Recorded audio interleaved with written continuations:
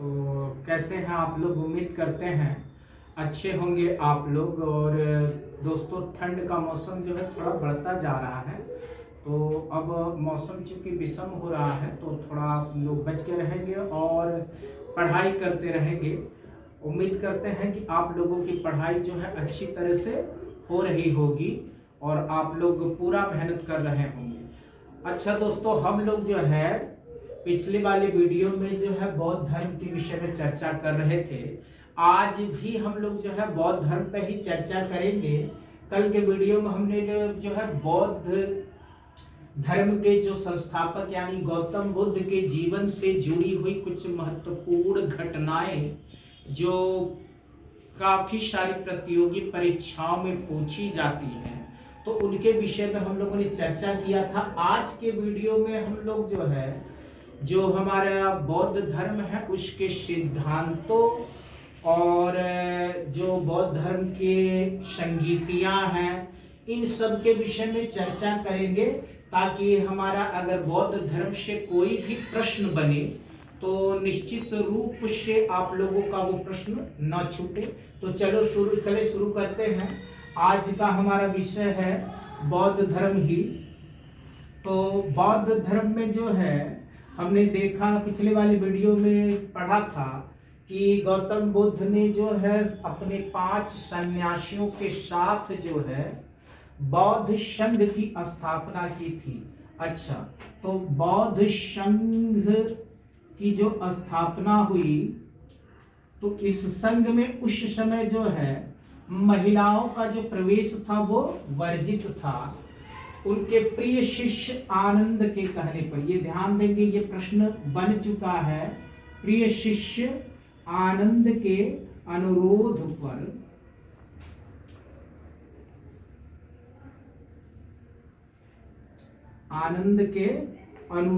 पर भगवान बुद्ध या गौतम बुद्ध ने जो है ये बौद्ध संघ में महिलाओं के जो है प्रवेश की अनुमति दी। तो यहां ध्यान रखेंगे, किसके कहने पर? अपने प्रिय शिष्य आनंद के कहने पर इन्होंने, गौतम बुद्ध ने क्या किया, जो बौद्ध संघ था उसमें महिलाओं के प्रवेश की अनुमति दी। और बौद्ध संघ में जो है प्रवेश पाने वाली सबसे पहली महिला जो थी वो उनकी बी माता या मौसी महाप्रजापति गौतमी थी। तो इस चीज को ध्यान रखेंगे कि जब बौद्ध संघ की स्थापना हो गई तो प्रारंभ में जो है महिलाओं का बौद्ध संघ में जो प्रवेश था वो निषिद्ध था, लेकिन कालांतर में उनके प्रिय शिष्य आनंद के अनुरोध पर इन्होंने क्या किया, बौद्ध संघ में महिलाओं के प्रवेश की अनुमति दी। और बौद्ध संघ में प्रवेश पाने वाली पहली महिला इनकी जो है बी माता महाप्रजापति गौतमी थी। तो ये बिंदु आप लोग जो है निश्चित रूप से नोट करके रखिएगा, क्योंकि ये दोनों ही जो है तथ्यों से प्रश्न बन चुके हैं और कई बार ये परीक्षाओं में पूछे जा चुके हैं। तो इन बिंदु को आप लोग बिल्कुल निश्चित रूप से नोट करके रखेंगे। फिर जो है बौद्ध धर्म के प्रसार के साथ साथ बौद्ध धर्म के कुछ विरोधी भी हुए। तो गौतम बुद्ध का जो विरोधी अगर देखें तो गौतम बुद्ध के जो विरोधी में हम देखें तो सर्वप्रमुख विरोधी जो है इनके चचेरे भाई देवदत्त ही थे। तो ये प्रश्न भी बना हुआ है, तो इसको भी आप लोग जो है नोट कर लीजिएगा। गौतम बुद्ध के विरोधी तो कौन थे? चचेरा भाई देवदत्त।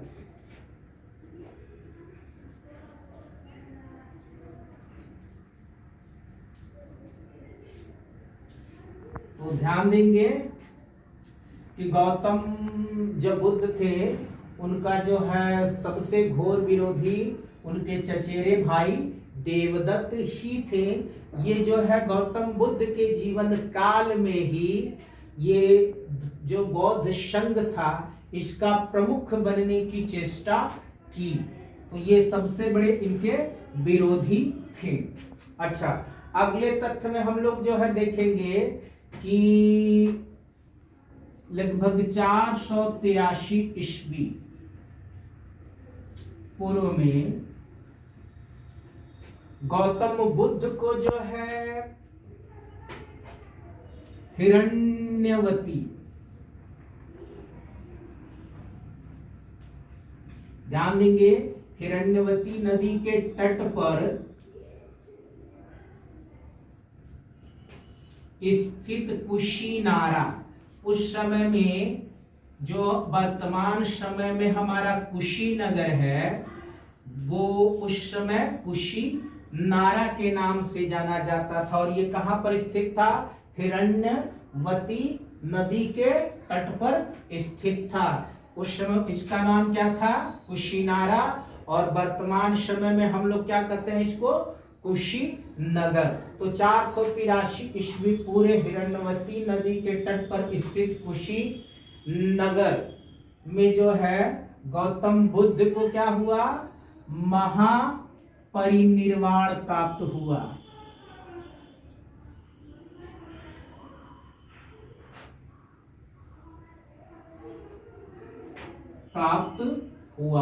यानी गौतम बुद्ध की जो है मृत्यु हो गई।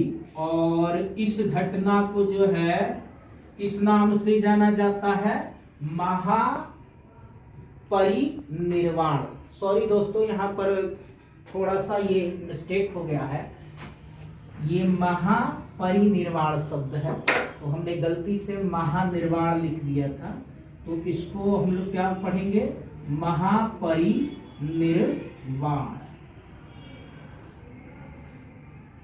तो क्या ध्यान देना है, यहां से प्रश्न क्या बनेंगे? महापरिनिर्वाण पे ही प्रश्न बनेगा। यानी गौतम बुद्ध को महापरिनिर्वाण कहाँ प्राप्त हुआ था? तो हमारा जो है कुशीनारा, और वर्तमान में इसका क्या नाम है? कुशीनगर। तो ये चीज आप लोग अच्छी तरह से याद रखेंगे। कब हुआ था? 483 ईस्वी पूर्व। अच्छा, कभी कभी ये प्रश्न भी बन सकता है कि कुशीनगर किस नदी के तट पर स्थित है? तो हिरण्यवती नदी के तट पर स्थित है। अब ये नदी नहीं रह गई बल्कि एक नाले में तब्दील हो गई है, तो ये ध्यान रखेंगे। चले अगले तथ्य की तरफ बढ़ते हैं। बौद्ध धर्म के अनुसार जो है, बौद्ध धर्म के अनुसार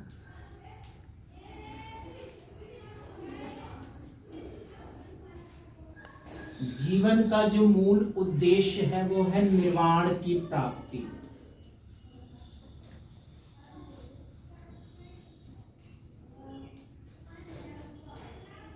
निर्वाण का शाब्दिक अर्थ होता है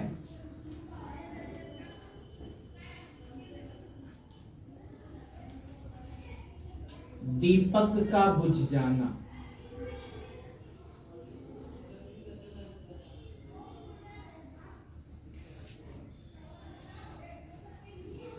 हाँ, तो ध्यान देंगे, हमारा जो है गौतम बुद्ध को कहां पर महापरिनिर्वाण प्राप्त हुआ था? कुशीनगर में। और कुशीनगर कहाँ स्थित है? ये हमारा वर्तमान में जो है कशिया के पास स्थित है।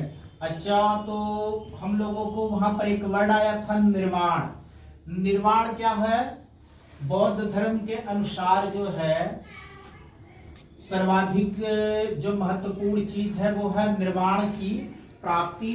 और निर्वाण का मतलब होता है दीपक का बुझ जाना। इसका मतलब होता है जीवन के जो है जन्म और मरण का जो चक्र है उस चक्र से मुक्त हो जाना, अर्थात मोक्ष की प्राप्ति का होना। अच्छा, ये ध्यान देंगे, निर्वाण जो है इंसान जीते जी प्राप्त कर सकता है, लेकिन महापरिनिर्वाण जो होगा है वो हमेशा मृत्यु के बाद प्राप्त होता है। तो इस बिंदु को आप लोग ध्यान रखेंगे, क्योंकि कभी कभी जो है कथन और कारण वाले शब्दों जो प्रश्न होते हैं तो ये तथ्य पूछ लिए जाते हैं। अच्छा, फिर हम लोग जो है ये बौद्ध धर्म के जो सिद्धांत हैं तो उन सिद्धांतों के विषय में थोड़ा सा चर्चा कर लेंगे, क्योंकि सिद्धांतों से भी प्रश्न बनते हैं। तो यहाँ हम लोग बौद्ध धर्म के सिद्धांत इसके विषय में चर्चा करेंगे। अच्छा, बौद्ध धर्म के सिद्धांतों में जो सर्व प्रमुख सिद्धांत हैं ये है 4 आर्य सत्य।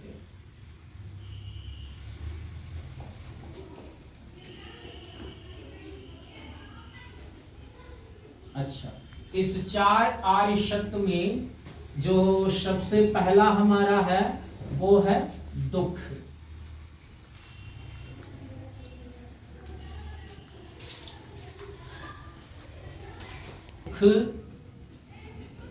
दुख समुदाय,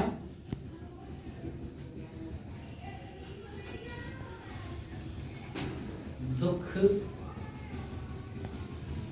निरोध और दुख निरोध प्रतिपदा।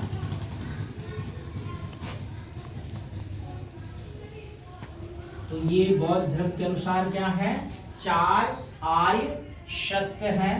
और जो दुख निरोध प्रतिपदा है इसी से हमारे क्या उन्होंने दिए 8 जो है अष्टांगिक, जिनको हम मार्ग करते हैं अष्टांगिक मार्ग, यानी जिन्होंने भगवान बुद्ध ने जो है 8 मार्ग बनाए बताए या पथ बनाए जिनका अनुसरण करके किसी भी इंसान को जो है निर्वाण की प्राप्ति हो सकती है। तो हम लोग जो है अब अष्टांगिक मार्गों को देखेंगे और उसके विषय में जानेंगे। उसके पहले जो बौद्ध धर्म का सिद्धांत है, इन सारे बौद्ध धर्म के सारे सिद्धांतों को जो मूल है ये है प्रतीत्य समुत्पाद।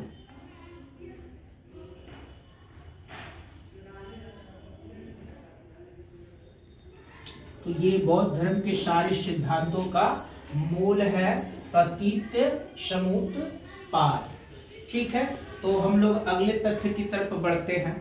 तो जो दुख निरोध गामिनी प्रतिपदा है उनमें प्रमुख क्या है, अष्टांगिक मार्ग। अष्टांगिक मार्ग मतलब ये 8 ऐसे आचार या नियम कह सकते हैं जिसका जो है अनुसरण करके कोई भी इंसान जो है ये निर्वाण को प्राप्त कर सकता है। तो इसके पश्चात गौतम बुद्ध जो थे उनकी मृत्यु के पश्चात उन्होंने जितनी भी उपदेश या शिक्षाएं दी थी उनका संकलन जो है 3 भागों में विभाजित कर लिया गया, जिनको त्रिपिटक कहा जाता है। त्रिपिटक। तो त्रिपिटक क्या है, गौतम बुद्ध की जो शिक्षाएं या उपदेश है उनका संकलन क्या कहलाता है, त्रिपिटक कहलाता है। और त्रिपिटक में कितने पिटक हैं, 3 पिटक हैं। पहला हमारा सूत पिटक,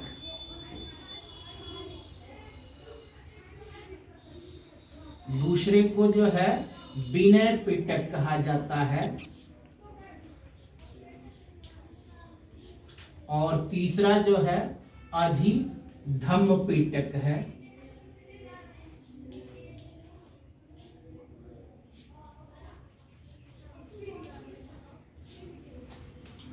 तो क्या यहां से हमको ध्यान देना है, गौतम बुद्ध की जो शिक्षाओं का संकलन है उनको त्रिपिटक के नाम से जाना जाता है। और त्रिपिटक में कौन कौन से पिटक हमारे, सूत पिटक, विनय पिटक, अधिधम्म पिटक।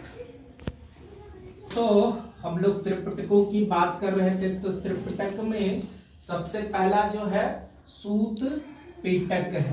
तो सूत पिटक में क्या है, सूत पिटक जो है इसमें बुद्ध के जो है उपदेशों का संकलन है। दूसरा हमारा जो विनय पिटक है, इसमें जो है संघ की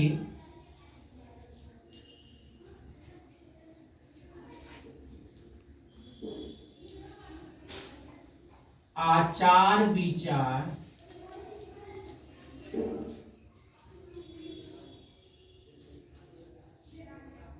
नियम एवं निषेध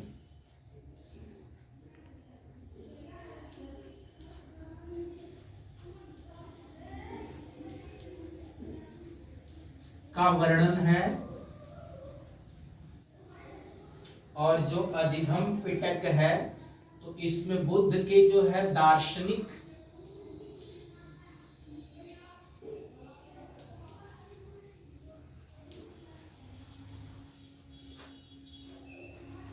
विचारों का वर्णन है।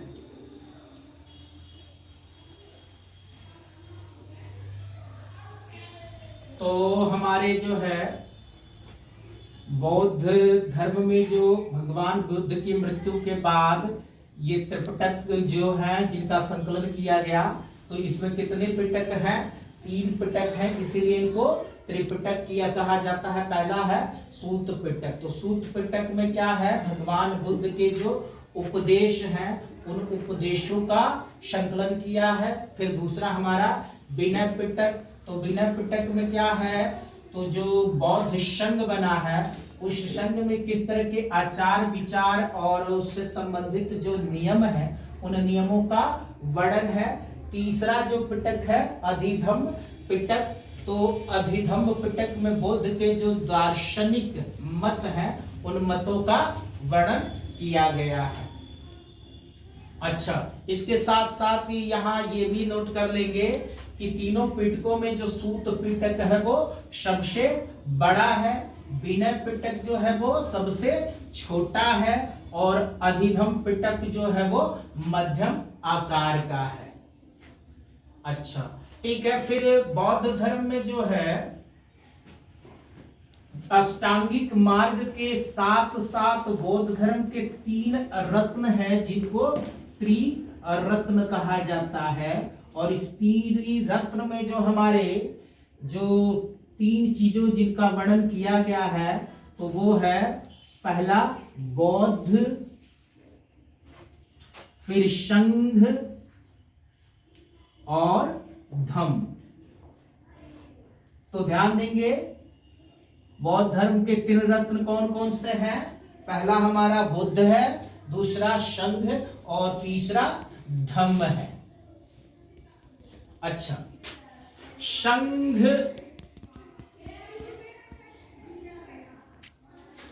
की हम लोगों ने चर्चा शुरू में कर ली है कि संघ में क्या था? पहले महिलाओं का जो प्रवेश था वो वर्जित था, लेकिन अपने प्रिय मित्र आनंद के कहने पर उन्होंने अपनी बीमाता महाप्रजापति गौतमी को उसमें क्या किया? प्रवेश दिया। और इसके बाद जो है बौद्ध संघ में महिलाओं का जो प्रवेश था वो प्रारंभ हो गया। अच्छा, तो इस संघ में जो है प्रवेश करने के लिए जो है जो भी लोग प्रवेश करते थे तो उसके लिए एक शब्द होता था। संघ में प्रवेश को जो है उपसंपदा कहा जाता था।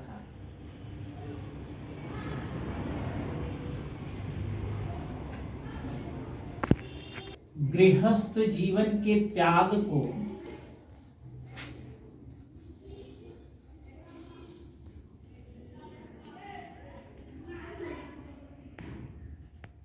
प्रवज्या कहा गया है।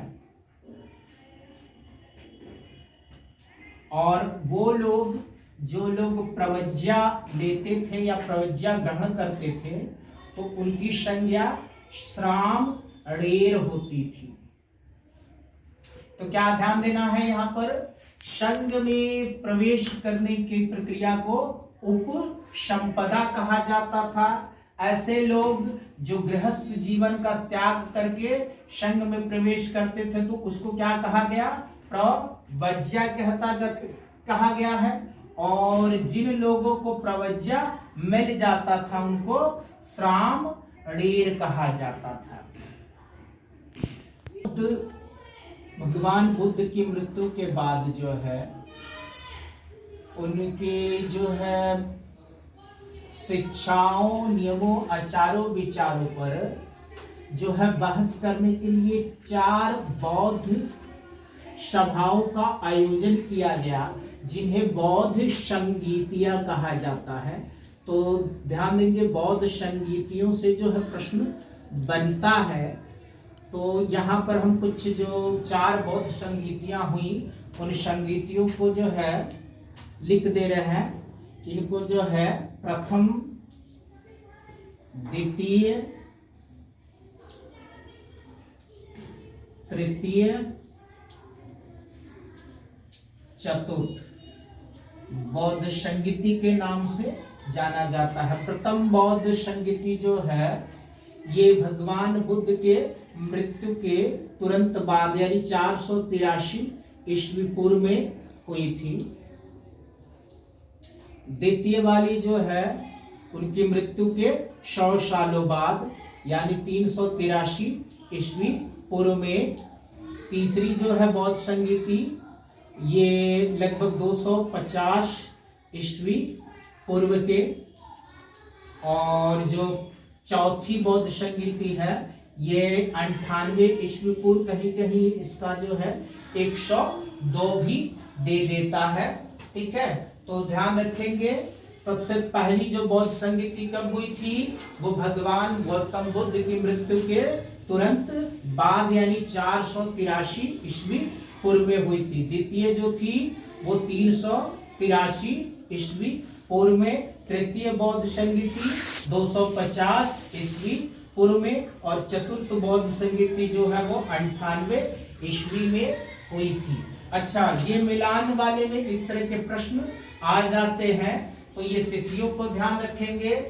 अच्छा, इसके बाद जो है ये इनके किस शासक के शासन काल में हुई और उसके साथ साथ स्थान का भी नाम पूछ लेता है। तो सबसे पहली वाली राजगृह में हुई थी, दूसरी जो है वैशाली में हुई थी, तीसरी जो बौद्ध संगीति थी वो पाटलिपुत्र में, और चौथी जो बौद्ध संगीति है वो कहां पर हुई थी? कुंडल वन। कुंडल वन कहां है? कश्मीर में।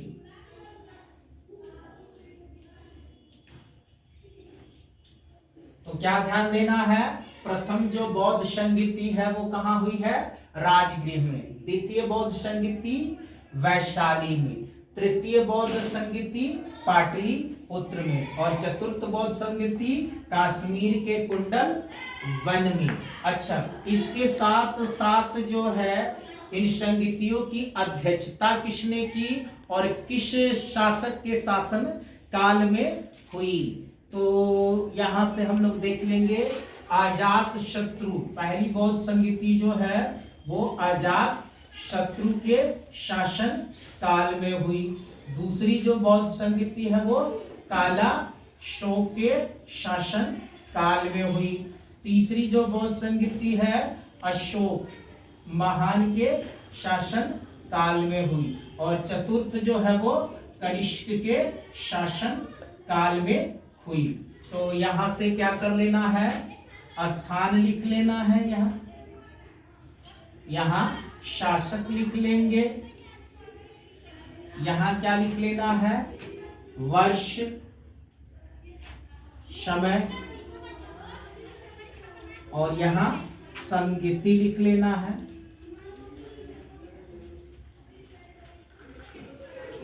अच्छा, इसके साथ साथ जो है कभी कभी जो है इनके जो अध्यक्ष हैं तो अध्यक्षों के विषय में भी पूछ लिया जाता है।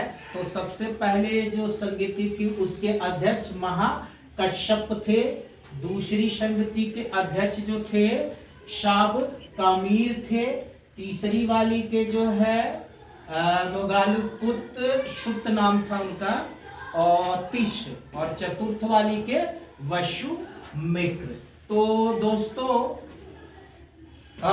बौद्ध धर्म से जितने भी महत्वपूर्ण बिंदु थे जो परीक्षाओं में पूछे गए, तो करीब करीब हमने सारे तथ्यों को इस वीडियो के माध्यम से आप लोगों तक पहुंचाने की कोशिश की है। अभी भी इनमें कुछ तथ्य रह गए हैं, तो हम उन लोगों को एक और वीडियो में देखेंगे या उसके लिए एक और वीडियो लाएंगे। आज के वीडियो में इतना ही। अच्छा, तो दोस्तों वीडियो देखने के लिए धन्यवाद। और अगर मेरी मेहनत से आप लोगों को कुछ फायदा हो रहा है तो हमारे मोटिवेशन को बढ़ाने के लिए जो है आप लोग हमारे चैनल को सब्सक्राइब करें, लाइक करें। ओके दोस्तों, वीडियो देखने के लिए धन्यवाद।